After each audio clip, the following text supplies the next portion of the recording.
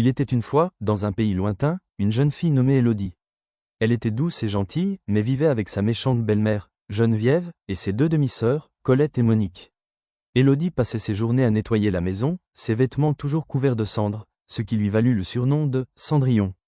Geneviève, la belle-mère, était une femme sévère, et ses filles, Colette et Monique, étaient vaniteuses et égoïstes.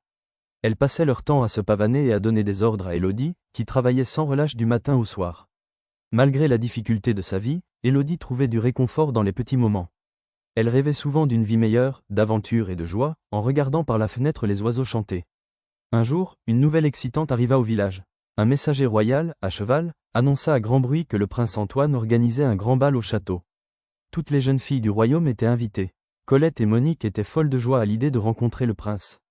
Elles passèrent des heures à choisir leurs robes les plus extravagantes et à se parer de leurs bijoux les plus brillants, se disputant pour savoir qui serait la plus belle. Élodie, elle aussi, rêvait d'aller au bal, ne serait-ce que pour un instant. Mais sa belle-mère, Geneviève, lui dit sèchement « Toi, aller au bal ? Tu n'as pas de robe, et tu dois rester ici pour faire le ménage. » Le jour du bal, Élodie aida ses demi-sœurs à s'habiller, à se coiffer et à se maquiller. Elle les regardait avec un soupir, sachant qu'elle ne pourrait jamais participer à une telle fête. Le soir venu, Geneviève, Colette et Monique partirent dans leur carrosse, laissant Élodie seule dans la grande maison silencieuse. Elle se sentait si seule et si triste, des larmes coulant sur ses joues. Élodie se réfugia dans le jardin, sous un grand arbre, et laissa éclater son chagrin. Elle pleurait à chaudes larmes, pensant qu'elle ne connaîtrait jamais la joie et l'aventure. Soudain, une douce lumière apparut et une femme élégante et souriante se tint devant elle. C'était sa marraine la fée, Célestie.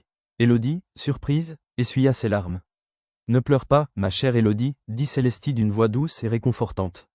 Tu iras au bal, mais d'abord, nous avons besoin d'un carrosse.